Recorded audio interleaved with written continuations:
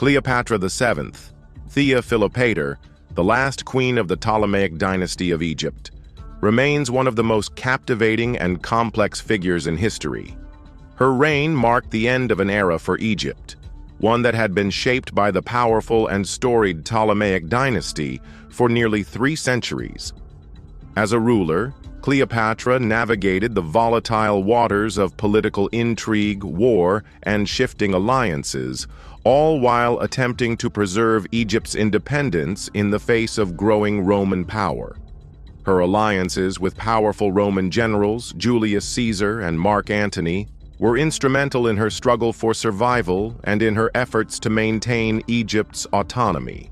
Yet, her death in 30 BCE marked the inevitable end of Egypt's ancient monarchy, as it became a province of the Roman Empire, thus concluding one of the most remarkable periods in Egyptian history. Cleopatra was born in 69 BCE, the daughter of Ptolemy XII Auletes, the king of Egypt. The Ptolemaic Dynasty, established by Ptolemy I Soter, one of Alexander the Great's generals, had ruled Egypt for nearly 3 centuries. Though Greek in origin, the Ptolemies had adopted many Egyptian customs and presented themselves as rulers of Egypt, blending both Greek and Egyptian traditions. Cleopatra was part of a dynasty known for its political maneuvering and the frequent use of alliances with foreign powers, particularly Rome. When Cleopatra was around 18 years old, her father died in 51 BCE, leaving her as co-regent with her younger brother, Ptolemy XIII. However, the political landscape of Egypt was fraught with conflict. Cleopatra, an intelligent and ambitious woman, sought to assert her authority over the kingdom, but her brother's advisors, notably the eunuch Pothinus, pushed for a more subservient ruler. The tension between Cleopatra and Ptolemy XIII's regents quickly escalated into civil war, a conflict that would forever alter the course of Egyptian history. The Ptolemaic dynasty's struggles were taking place against the backdrop of an expanding Roman Empire. Julius Caesar, one of Rome's most powerful figures, was in the midst of his own political battles. In 48 BCE, as Caesar pursued Pompey the Great during the Roman Civil War, he arrived in Egypt, where he was given a warm welcome by the Ptolemaic court. However, tensions between Cleopatra and her brother Ptolemy XIII's faction were at a breaking point. Cleopatra was exiled, and her brother, now under Roman protection, ruled in her place. In a dramatic twist, Cleopatra had herself smuggled into Caesar's presence, wrapped in a carpet, and presented to the Roman general in an effort to gain his support. Caesar was struck by her intelligence, beauty, and charisma, and he soon became her ally. Cleopatra was reinstated as queen, but her reign was now under the watchful eye of Caesar, who, in turn, became a critical figure in her political rise.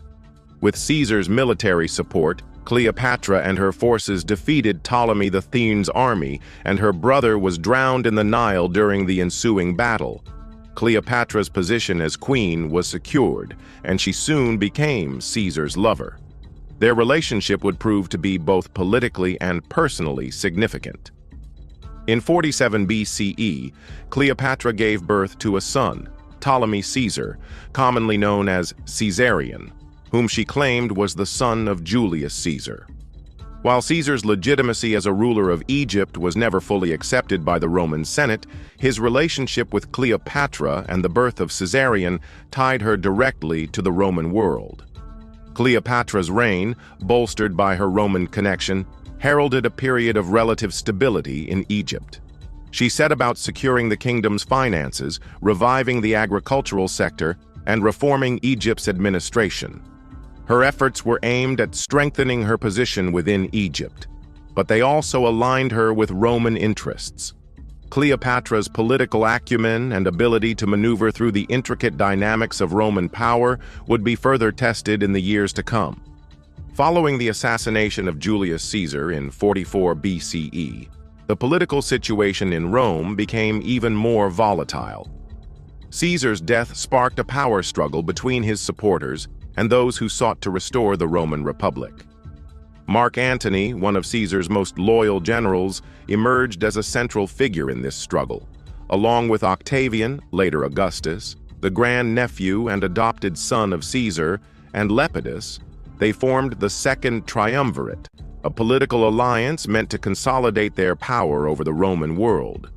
Mark Antony's relationship with Cleopatra would be the next chapter in her complex political alliances.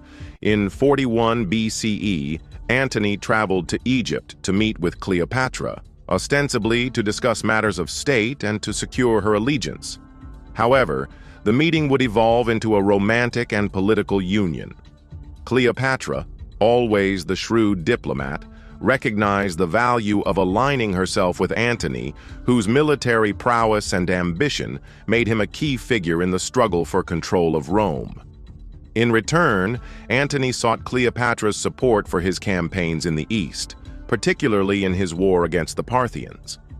Cleopatra's wealth and the resources of Egypt provided Antony with much-needed supplies and financial backing.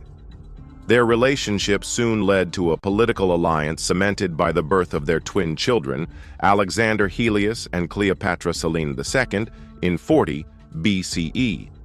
The union between Antony and Cleopatra signaled a direct challenge to the growing power of Octavian, Caesar's heir, and further entrenched the rivalry between the two men.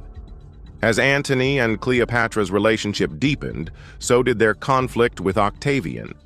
The political situation in Rome had become increasingly polarized, with Octavian positioning himself as the rightful heir to Caesar's legacy, and Antony and Cleopatra's growing influence in the East seen as a threat to his power.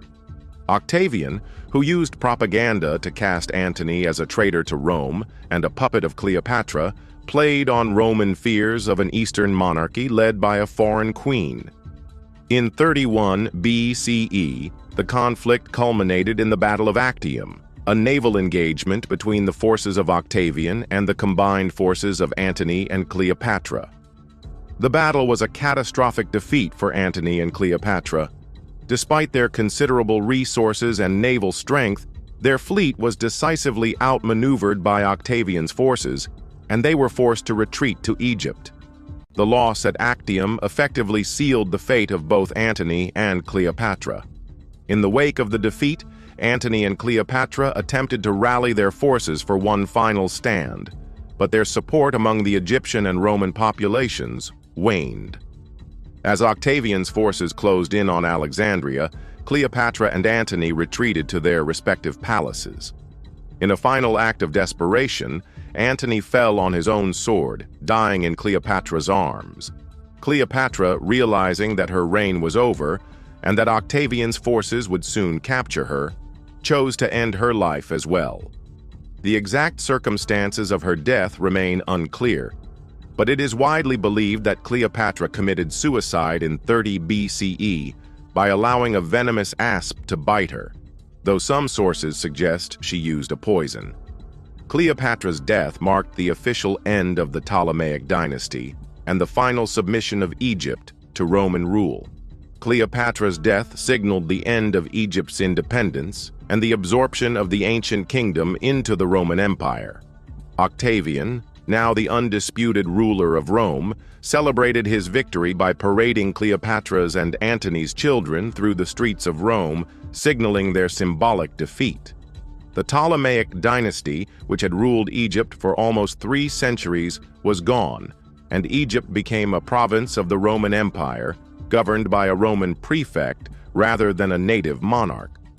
Though Cleopatra's life and reign ended in tragedy, her legacy continued to resonate in both Egypt and Rome. Her intelligence, political acumen, and ability to forge alliances with the most powerful men in Rome made her a figure of fascination for centuries to come. She was remembered as a ruler who fought to preserve her kingdom, a woman of extraordinary beauty and intellect, and a symbol of the cultural fusion between Greece and Egypt. In the annals of history, Cleopatra stands as a tragic figure whose life was marked by love, power, and political intrigue. Her story is a reminder of the shifting tides of empire and the fleeting nature of power. Despite her best efforts, Cleopatra's death marked the end of Egypt's ancient dynasty and its incorporation into the Roman world. In the end, the rise of Rome and the fall of the Ptolemaic Dynasty reshaped the Mediterranean world and set the stage for the dominance of the Roman Empire for centuries to come.